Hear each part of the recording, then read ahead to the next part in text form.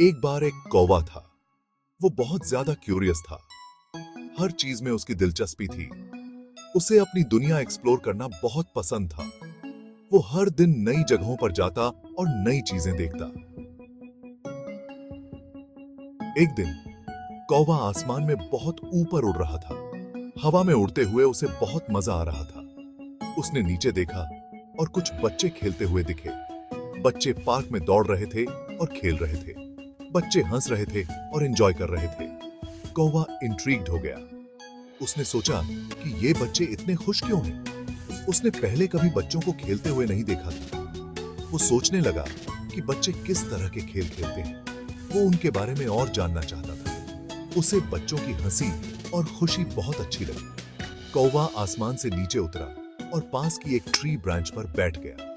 वहां से उसने बच्चों को और करीब से देखने का फैसला किया। वो बहुत देर तक बच्चों को खेलता हुआ देखता रहा। बच्चों की मासूमियत और खुशी ने उसे बहुत प्रभावित किया। कौवा सोचने लगा कि क्या वो भी कभी बच्चों की तरह खुश हो सकता है। कौवा धीरे धीरे नीचे उतरा और बच्चों के पास जाने की कोशिश करने लगा। उसने सोचा कि शायद वो भी उनके साथ खेल सके। बच्चों ने कौवे को देखा और उसकी तरफ बढ़ने लगे। कौवा थोड़ा डर गया, लेकिन फिर भी वहीं रुका रहा। बच्चों ने कौवे के साथ खेलना शुरू कर दिया। कौवा भी उनके साथ खेलते हुए बहुत खुश हुआ। उसने महसूस किया कि खुशी और दोस्ती हर किसी के लिए होती है, चाहे वो इंसान हो या पक्षी। कौवा बच्चों को देखकर हैरान था। वो बहुत जिंदा दिल और एनर्जेटिक थे। काश वो भी उनकी तरह बन पाता। जैसे ही वो बच्चों को देख रहा था, कौवे ने कुछ अजीब देखा। सभी बच्चे एक छोटी भूरी चीज के आसपास जमा थे। वो बारी बारी से उसे देख रहे थे। कौवा क्यूरियस हो गया। उस चीज में ऐसा क्या खास था? वो करीब से देखना चाहता था, लेकिन उसे बच्चों से डर लग रहा था। उसने डिसाइडेड किया कि वो उनके जाने तक इंतजार करेगा।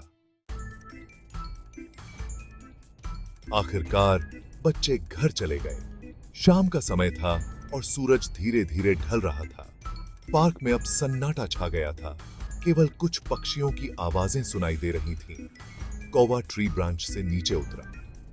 उसने चारों ओर देखा, जैसे कुछ ढूंढ रहा हो, और जमीन पर आ गया। उसकी आंखें चमक रही थीं, जैसे उसे कुछ महत्वपूर्ण मिल गया हो। वो उछलता हुआ उस जगह पर पहुंचा जहां बच्चे खेल रहे थे। वहां अब केवल कुछ खिलौने और कागज के टुकड़े बिखरे हुए थे। कौवा ने छोटी भूरी चीज को ढूंढना शुरू कर दिया। उसकी चोंच जमीन पर इधर उधर घूम रही थी, जैसे किसी खास चीज की तलाश में हो। उसने उसे जमीन पर पड़ा हुआ पाया। वो एक किताब थी। किताब का कवर धूल से ढका हुआ था, लेकिन फिर भी चमक रहा था। कौवे ने पहले कभी किताब नहीं देखी थी। उसने सोचा, ये क्या हो सकता है? उसकी जिज्ञासा बढ़ती जा रही थी। उसने अपनी चोंच से उसे ठोका, लेकिन कुछ नहीं हुआ। किताब वैसे ही पड़ी रही, जैसे किसी रहस्य को छुपा रही हो। उसने अपने पंजे से उसे धकेला, लेकिन वो हिली तक नहीं। कौवा फ्रस्ट्रेटेड हो गया। उसने सोचा, इसमें ऐसा क्या है जो मैं नहीं देख सकता? वो जानना चाहता था कि किताब के अंदर क्या है, लेकिन वो उसे खोल नहीं पा रहा था। उसकी कोशिशें जारी रहीं, लेकिन किताब ने अपने रहस्य को उजागर नहीं किया। कौवा अब और भी डिटरमिन्ड हो गया था। उसने सोचा, मैं इसे किसी भी तरह खोलकर रहूंगा। उसकी आंखों में एक नई चमक आ गई थी, जैसे उसे किसी बड़े खजाने का सुराग मिल गया हो। जब कौवा हार मानने वाला ही था कि तभी उसकी नजर अपनी आंख के कोने से कुछ पर पड़ी। ये कबूतरों का एक झुंड था। कबूतर एक पार्क बेंच के आसपास जमा थे। कबूतरों में से एक अखबार PRH रहा था। कौवे को एक आइडिया आया। शायद कबूतर उसे किताब खोलने में मदद कर सकते हैं। कौवा पार्क बेंच की तरफ उड़ा और कबूतरों के सामने जमीन पर उतर गया। Section 5. The Power of Observation. In the heart of a dense forest, a crow perched on a branch, its eyes scanning the surroundings with keen interest. The forest was alive with the sounds of nature, but the crow's focus was unwavering. Kabuta Kowik Deka Chonkge. They had never seen a crow so attentive and observant. The pigeons, who were usually busy with their own activities, couldn't help but notice the crow's intense gaze. उन सभी ने पढ़ना बंद कर दिया और उसकी तरफ देखा. The pigeons, who were pecking at the ground, suddenly stopped and turned their heads towards the crow. Their curiosity was piqued. कौवे ने गहरी सांस ली और बोला, "Excuse me," उसने कहा. The crow's voice was clear and confident, catching the pigeons off guard. मुझे ये किताब मिली है, लेकिन मैं इसे खोल नहीं पा रहा हूं. The crow pointed to a book lying at its feet. It was an old, weathered book, its pages tightly shut. क्या आप मेरी मदद कर सकते हैं? The crow's eyes were filled with hope as it looked at the pigeons, silently pleading for their assistance. कबूतरों ने एक दूसरे को देखा. The pigeons exchanged glances, their minds racing with thoughts. They had never encountered such a situation before.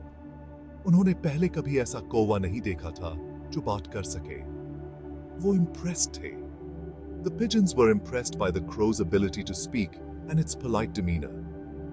Of course, we can help you, कबूतरों में से एक ने कहा.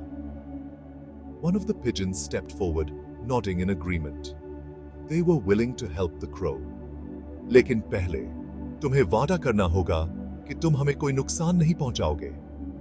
The pigeon spoke with a serious tone, making it clear that they needed assurance. The crow nodded solemnly, understanding the gravity of the promise it was about to make. I promise, the crow said earnestly. The forest seemed to hold its breath as the crow made its vow. The pigeons, satisfied with the crow's sincerity, gathered around the book, ready to help. The pigeons worked together, using their beaks and claws to pry open the book. It took some effort, but eventually, the book's cover creaked open, revealing its contents. The crow's eyes widened with wonder as it gazed at the open book. It was filled with knowledge and stories, waiting to be discovered.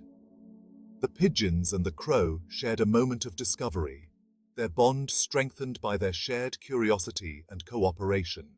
The power of observation had brought them together, leading to a new adventure. Section 6. A Moment of Truth. कौवा ये सुनकर दंग रह गया. Harm you? उसने कहा. मैं तुम्हें नुकसान क्यों पहुंचाऊंगा? Well, कबूतर ने कहा. कौवे और कबूतर आम तौर पर आपस में नहीं बनती.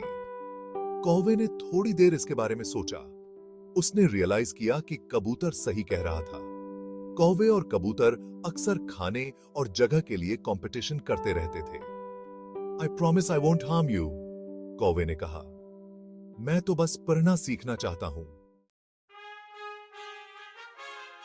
Section 7. The Sweet Taste of Success. कबूतर कौवे के वादे से संतुष्ट थे. वो किताब के पास इकट्ठे हुए और अपनी चोंच से पन्नों को ठोकने लगे. कौवा हैरानी से देखता रहा जैसे ही कबूतर किताब के पन्ने पलट रहे थे. उसने पहले कभी ऐसा कुछ नहीं देखा था. आखिरकार कबूतर किताब के आखिरी पन्ने पर पहुंच गए.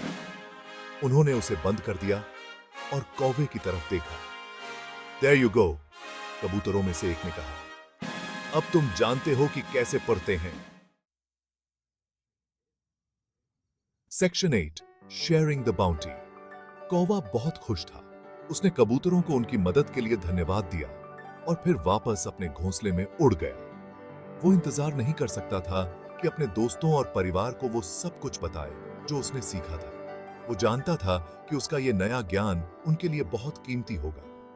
उस दिन से कौवे ने अपना मिशन बना लिया कि वो अपने पिरहने के प्यार को उन सभी के साथ शेयर करेगा जो भी उससे मिलेगा. Section 9. Lessons Learned. कौवे की कहानी हमें सिखाती है कि कुछ नया सीखने में कभी देर नहीं होती. ये हमें ये भी सिखाती है कि अगर हम मदद मांगने को तैयार हैं, तो हम वो सब कुछ अचीव कर सकते हैं जो हम ठान लेते हैं. आखिर में कौवे की कहानी हमें दूसरों के प्रति दयालु और कंपैशनेट होने का महत्व सिखाती है, भले ही वो हमसे अलग हों. कौवे के उदाहरण का पालन करके हम सभी एक खुशहाल और अधिक फुलफिलिंग जीवन जी सकते हैं. Section 10. Flying High. कौवा जीवन भर सीखता और बढ़ता रहा। वो अपने कम्युनिटी का एक बुद्धिमान और सम्मानित सदस्य बन गया। उसने अपने ज्ञान का इस्तेमाल दूसरों की मदद करने और दुनिया को एक बेहतर जगह बनाने के लिए किया। और हालांकि वो बस एक साधारण कौवा था, उसने साबित कर दिया कि थोड़ी सी जिज्ञासा और दृढ़ संकल्प के साथ कोई भी महान काम कर सकता है। कौवे की कहानी हम सभी के लिए एक प्रेरणा है।